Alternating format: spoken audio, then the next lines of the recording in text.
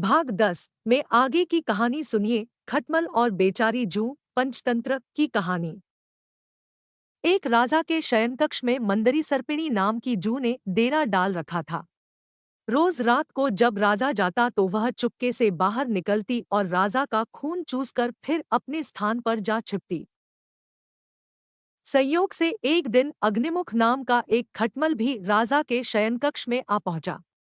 जूं ने जब उसे देखा तो वहां से चले जाने को कहा। उसने अपने अधिकार क्षेत्र में किसी अन्य का दखल सहन नहीं था। संयोग से एक दिन अग्निमुख नाम का एक खटमल भी राजा के शयनकक्ष में आ पहुंचा।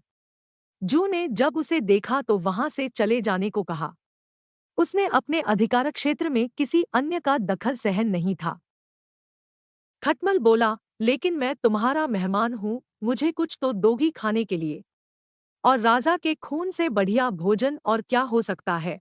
ठीक है, जू बोली, तुम चुपचाप राजा का खून चूस लेना, उसे पीड़ा का आभास नहीं होना चाहिए।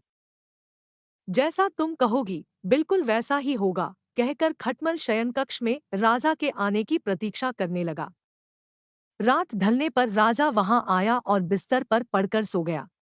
उसे देख खटमल सब कुछ भूलकर राजा को काटने लगा।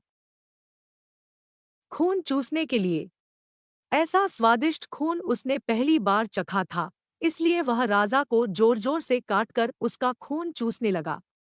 इससे राजा के शरीर में तेज खुजली होने लगी और उसकी नींद उचट गई। उसने क्रोध में भरकर अपने सेवकों से खटमल को ढूंढकर मारने को कहा।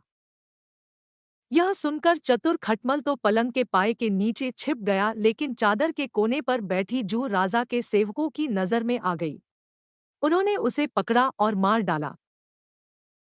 सीख, हमें अजनबियों की चिकनी चुपड़ी बातों में आकर उन पर भरोसा नहीं करना चाहिए, अपितु उनसे सावधान ही रहना चाहिए। चैनल को लाइक करें, शेयर करें और सब्सक्राइब करें।